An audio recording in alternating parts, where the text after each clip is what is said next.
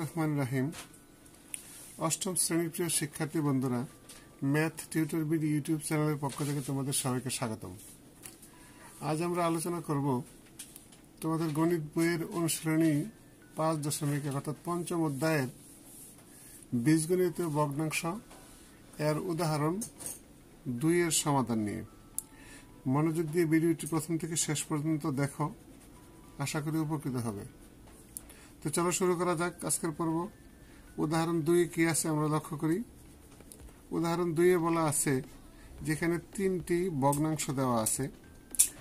প্রথম ভগ্নাংশ x/x cube y minus xy cube, দ্বিতীয় ভগ্নাংশ a/xy into a square minus b square, এবং তৃতীয় একটি ভগ্নাংশ দেওয়া আছে যে m/m cube n minus mn cube. এই 3টি ভগ্নাংশকে সাধারণ হর বিশিষ্ট ভগ্নাংশে পরিণত করতে হবে। তো শিক্ষার্থী বন্ধুরা, সাধারণ হর বিশিষ্ট ভগ্নাংশ তার মানে কি সবগুলোর হর একই থাকবে, সেরকম ভাবে আমাদের ভগ্নাংশটি বের করতে হবে। তাহলে এর জন্য আমাদেরকে যা করতে হবে সেটা হলো যে প্রথমে প্রত্যেকটা ভগ্নাংশের যে হরগুলো আছে এই হরগুলোর আমাদের কি করতে হবে, লসাগু বের করতে হবে। তাহলে চলো আমরা প্রথমে এখানে লিখি যে সমাধান।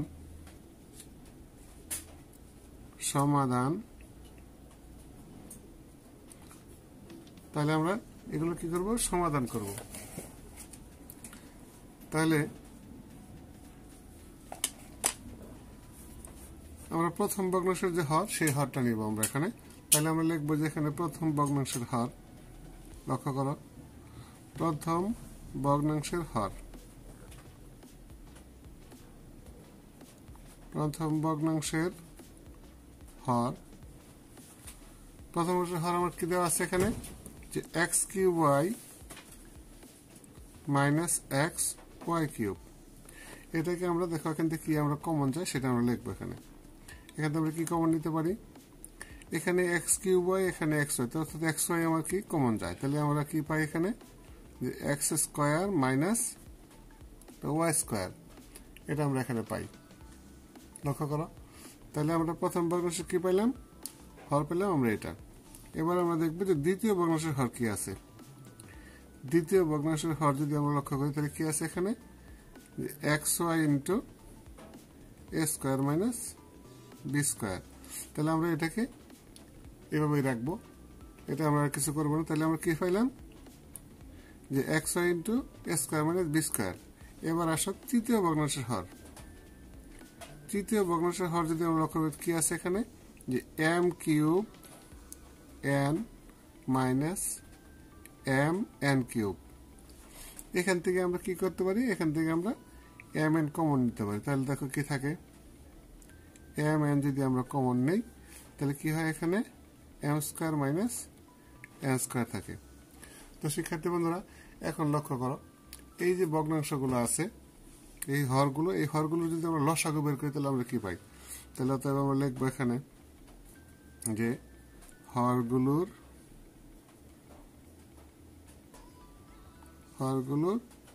লসাগু। তাহলে হরগুলো লসাগু বলতে আমরা এখানে কি কমন আনকমন সবগুলো নেব। তাহলে প্রথম ভগ্নাংশে এখানে কি এক্স ওয়াই আছে, এক্স ওয়াই, তাহলে আমরা কি পাইলাম যে এক্স ওয়াই ইন্টু এখানে এখন আনকমন গুলো দেখো কি আছে X square minus Y square. তারপরে এখানে কি আছে এ স্কোয়ার মাইনাস বি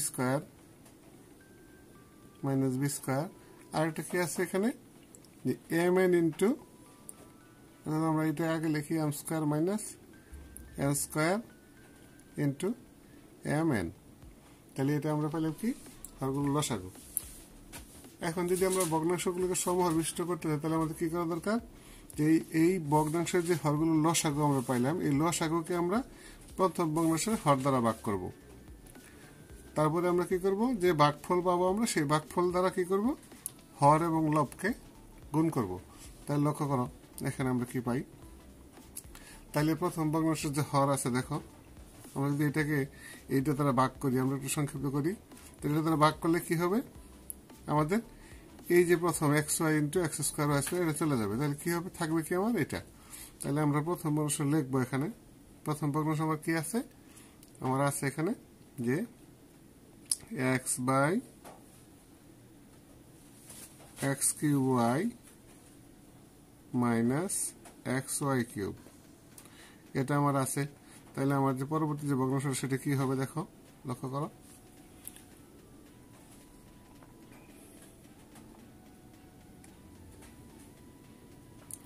তাহলে আমরা এটা সমান কি লিখতে পারি? তাহলে আমরা এখন এটাকে আমরা গুণ করব কি দ্বারা? এটা দ্বারা। দেখো তাহলে আমার হরে কি থাকবে, অর্থাৎ আমার নিচে থাকতেছে x Y into x square minus Y square into এ square minus B square into M square minus N square into M N. তাহলে আর উপরে যদি আমরা এক্সকে গুণ করি, কি দ্বারা গুণ করব?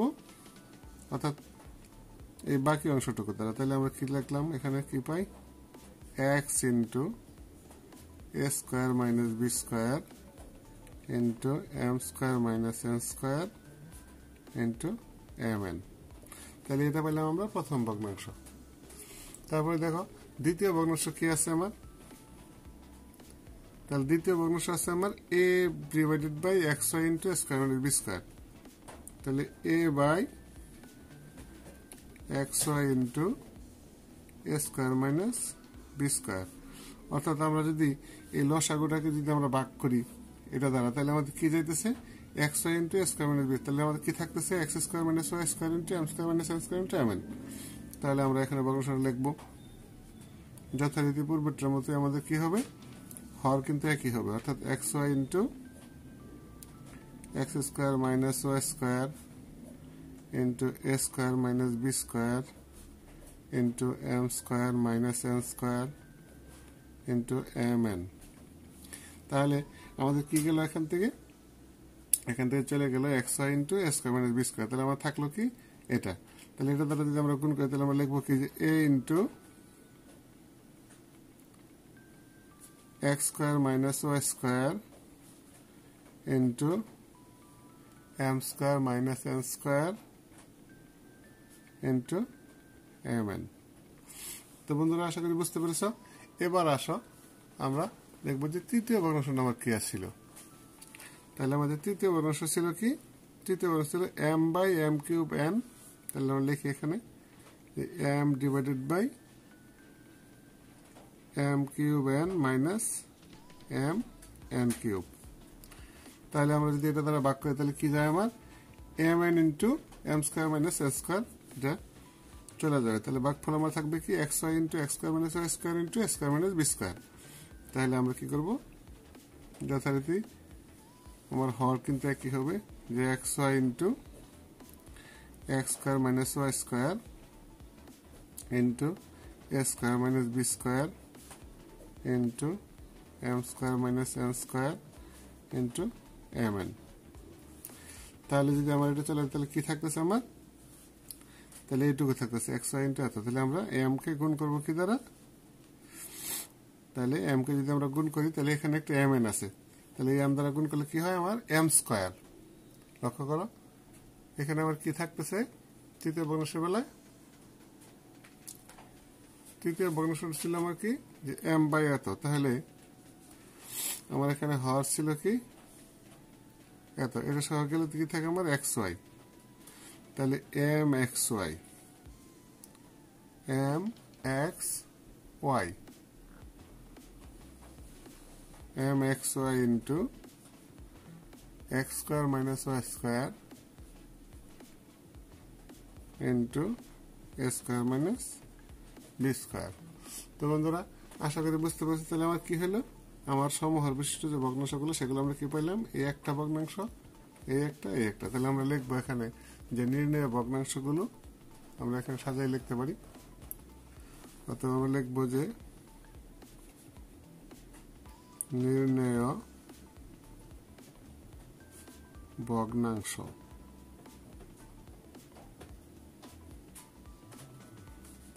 ভগ্নাংশগুলো তাহলে কি কি পেলাম আমরা? দেখো প্রথম পেলাম আমরা এটা, যে x into A square minus B square into m square minus n square into mn divided by xy into x square minus y square into a square minus b square into m square minus n square into mn এটা একটা ভগ্নাংশ পাইলাম আরেকটা ভগ্নাংশ কি পাইলাম আমরা দেখো লক্ষ্য করো আমরা এখানে লিখি আরেকটা পাইলাম আমরা এরকম যে a into x square minus y square into m square minus n square into mn divided by xy into x square minus y square into a square minus b square into m square minus n square into mn এবং তৃতীয় ভগ্নাংশটা আমরা কি পাইলাম লক্ষ্য করো xy into x square minus y square into a square minus b square into m square minus n square mn উপরে কি থাকলো xym আমরা mxy বা xym লিখতে পারি into a square minus b square into m square minus n square mn